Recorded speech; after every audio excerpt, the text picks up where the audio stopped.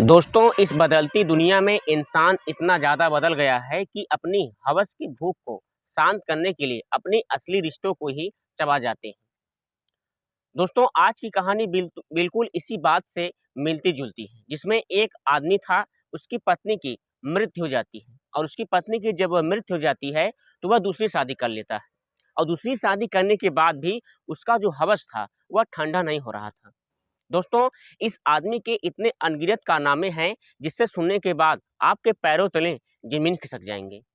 दोस्तों, इस कहानी को पूरा सुनने के लिए हमारे वीडियो के लास्ट तक आप लोग बने रहें, जिससे कि पूरी कहानी आपको समझ में आ सके। आदाब, सत श्री अकाल, मैं रवि। आज मैं जो आप लोगों को सच्ची कहानी बताने जा रहा हूँ, ये सच्ची कहानी सुनकर वाक़ई में आपको झकझोर कर रख देने वाली है, वाक़ई में आपके दिल को तार-तार कर देने वाली है, वाक़ई में आपको मजबूर कर देने वाली है, आपको परेशान कर देने वाली है। दोस्तों, इस सच्ची घटना की शुरुआत होती है दिल्ली के सरोजिनी नगर इलाके से। दोस्तों, दिल्ली के इस सरोजिनी नगर इलाके के एक बिल्डिंग में एक परिवार रहा करता था। दोस्तों, इस बिल्डिंग में वह परिवार जो है काफ़ी 1 साल से इस परिवार में रहा करते थे और दोस्तों, जिस बिल्डिंग में वह परिवार रहा करते थे, उस परिवार के मुखिया का नाम था सुभाष और सुभाष अपनी पत्नी के साथ इस बिल्डिंग में रहा करते थे और जो उनकी पत्नी थी, उनकी पत्नी का नाम था किशोरी। दोस्तों, समय के साथ-साथ सब कुछ बहुत बढ़िया चल रहा होता है और 1 साल बाद किशोरी को एक लड़का पैदा होता है और जब लड़का पैदा होता है, तो उस लड़के का नाम रखा जाता है सूरज और जैसे ही साल 6 महीना बीतता है, तो जो सूरज होता है, वह पढ़ने चला जाता है और पढ़ने के साथ-साथ वह इतना तेज़ था, उतना बुद्धिमान था कि कहने की कोई बात ही नहीं होती है। और दोस्तों, जैसे ही इनका लड़का जो सूरज जब पढ़ाई कर रहा होता है, तो काफ़ी बड़ा हो जाता है। जब ये पढ़ाई कर रहा होता है, तो इसे जो है गवर्नमेंट कंपनी की जो है एक वैकेंसी आती है और जैसे ही गवर्नमेंट की जब वैकेंसी आती है, तो उसके कुछ लोग बताते हैं कि सूरज यार, तुम तो पढ़ने में बहुत अच्छे हो, एक वैकेंसी आई है, उसमें फॉर्म तुम फिलअप कर दो, तैयारी कर लो, आप निकल जाओगे। इसके बाद जो सूरज होता है, उस फॉर्म को फिलअप करता है, फिलअप करने के बाद तैयारी करता है और तैयारी करने के बाद उसका जो है सरकारी गवर्नमेंट टेक्नीशियन के पोस्ट पर उसकी तैनाती हो जाती है और उसकी जो तैनाती हुई थी, उसकी तैनाती बेंगलोर शहर में हुआ था और परिवार जो था, सब कुछ बहुत बढ़िया चल रहा था क्योंकि बेटा अब तो सरकारी नौकरी पा गया था और दोस्तों घर पर पति-पत्नी रहते थे। लेकिन कुछ समय बीतता है, जो सुभाष की जो पत्नी होती हैं, किशोरी, उनकी आकस्मिक सड़क दुर्घटना में मौत हो जाता है।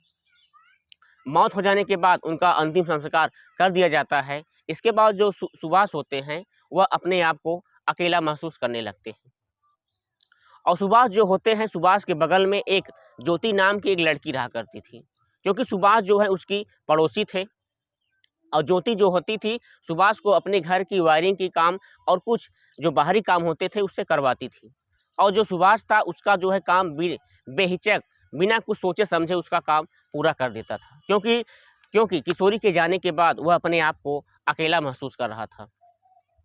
इसके बाद जो सुभाष होता है, वह ज्योति को कुछ पैसे भी देता था घर चलाने के लिए। इसके बाद इन दोनों की जो नज़दीकियाँ थी, धीरे-धीरे बढ़ने लगती हैं और धीरे-धीरे जब इन सुभाष की और ज्योति की नज़दीकियाँ जब बढ़ने लगती हैं, तो इन दोनों में आपस में प्यार हो जाता है और जैसे ही इन दोनों में जब प्यार हो जाता है, तो धीरे-धीरे ये लोग अपने आप को कब जो है एक प्यार की दोस्ती में बदल देते हैं, कुछ कहने की इस पर बात ही नहीं होती है।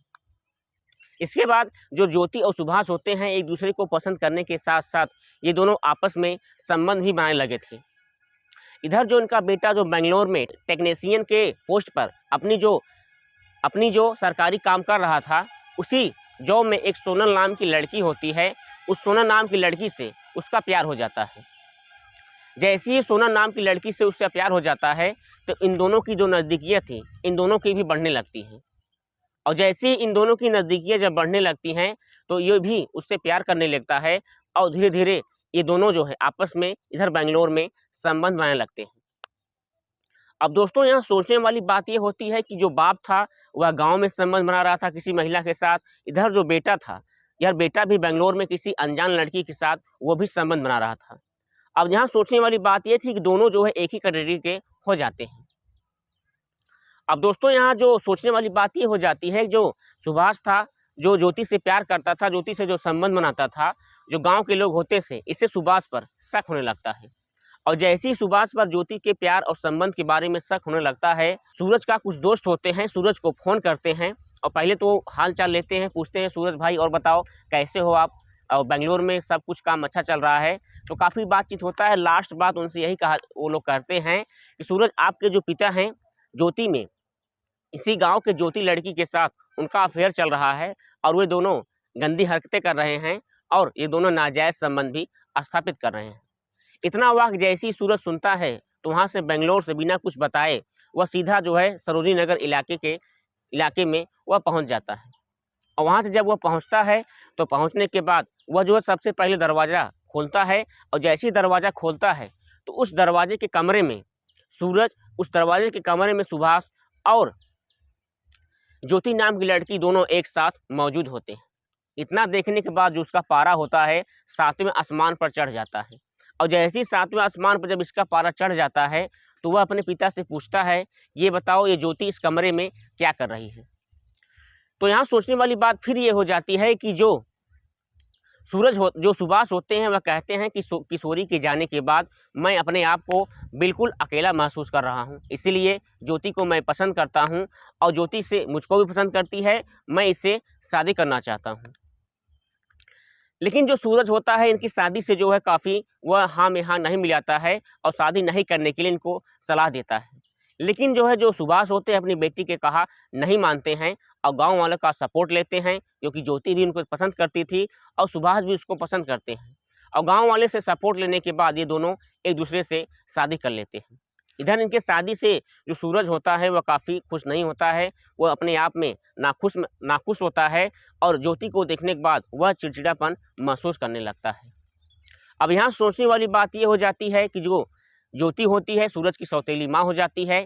सौतेली माँ होने के बाद जो सूरज था इससे जो है काफ़ी नाखुश होता है, इसे देखकर काफ़ी जलन रखता है। लेकिन यहाँ जो सुभाष था, जो ज्योति थे, ये दोनों शादी करने के बाद आपस में एक दूसरे को काफ़ी पसंद कर रहे थे और एक दूसरे को काफ़ी अच्छे महसूस कर रहे थे। इधर जो सूरज होता है वह शिमला घूमने के लिए एक प्लान बनाता है कि मैं शिमला घूमने के लिए जा रहा हूँ और मैं अकेला जाऊँगा। इतना वाक़ सुनने के बाद जो ज्योति होती है वह भी कहती है कि मैं भी आपके साथ जाऊँगी शिमला घूमने के लिए। तो जो सूरज होता है वह कहता है मैं तुम्हें किसी भी हाल में किसी भी कीमत पर अपने साथ लेकर नहीं जाऊँगा, चाहे कुछ भी हो जाए। इसके बाद जो सूरज होता है यह बहुत ज़्यादा ही जो है जलन रखता था, बहुत ज़्यादा ही जो है इनसे नाखुश रहता था। इसके बाद इतनी वाक़ सुनने के बाद वो सुभाष को बताती हैं, सुभाष भी इनके साथ जाने के कुछ नहीं करता है।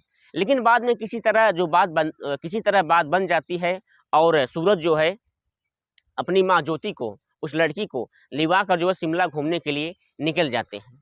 और जैसे ही दिल्ली नगर सरोजनी इलाके से ये लोग शिमला के लिए प्रस्थान करते हैं, प्रस्थान करने के बाद ये दोनों क्या करते हैं, वहाँ पहुँचने पर ये जो है एक होटल बुक करते हैं।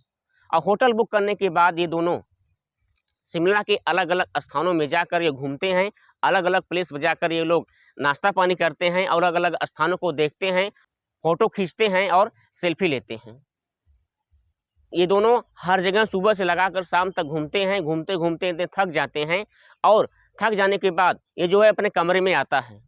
और सूरज जो है जैसे कमरे में आता है तो सूरज जो था वह नशे की हालत में जो है था, इतना ज़्यादा वह ड्रिंक ले लिया था कि वह अपने आप को भूल गया था कि मेरा नाम सूरज है। और सूरज जैसे ही उस कमरे में पहुंचता है तो उसके पहुंचने से पहले जो ज्योति होती हैं उसके कमरे में वह मौजूद होती हैं। तो सूरज जो होता है वो देखने के बाद अचंभे में पड़ जाता है, कभी ये हमारे साथ बाहर थी, इतने जल्दी कैसे कमरे में आ गई। तो जो सूरज होता है वो नशे की हालत में होता है और ज्योति को गंदे गंदी हरकतें जो है वह करना शुरू कर देता है, गंदी गंदी इशारे करने लगता है, उसके अलग अलग बदन को वह टच करता है, छूता है और उसे जो है प्यार करता है। शुरू में जो ज्योति होती है वो सूरज से तो प्यार करना नहीं चाहती थी, लेकिन जो है वह जब उसके पास थोड़ा जाती है तो पता चलता है ड्रिंक लिया है, ड्रिंक की कुछ बदबू जो है उसको महक रही होती है। और इसी तरह जो है इस ड्रिंक के नशे में जो है इसे ड्रिंक का फ़ायदा उठाती हैं और फ़ायदा उठाने के बाद इनके साथ सूरज के साथ नाजायज़ संबंध बनाती हैं। ये दोनों 18 दिन तक नाजायज़ संबंध बनाते हैं और जो है कानो कान इन दोनों को फ़र्क नहीं होती है, अपने असली रिश्तों को भूल जाते हैं और 18 दिन तक ये दोनों संबंध बनाते हैं। इधर सूरज की जो गर्लफ्रेंड होती है सोनल, वो जो है सूरज को फ़ोन लगाती है और फ़ोन लगाने के बाद जो सूरज होता है उसके फ़ोन को रिसीव नहीं करता है। वह सोचने लगता है कि इधर ये सूरज को क्या हो गया है जो हमारा फ़ोन रिसीव ही नहीं कर रहा है। पहले तो हमारे साथ भी प्यार करता था, नाजायज़ संबंध हमारे बीच स्थापित किया, लेकिन इसके बाद इसको हो क्या गया है।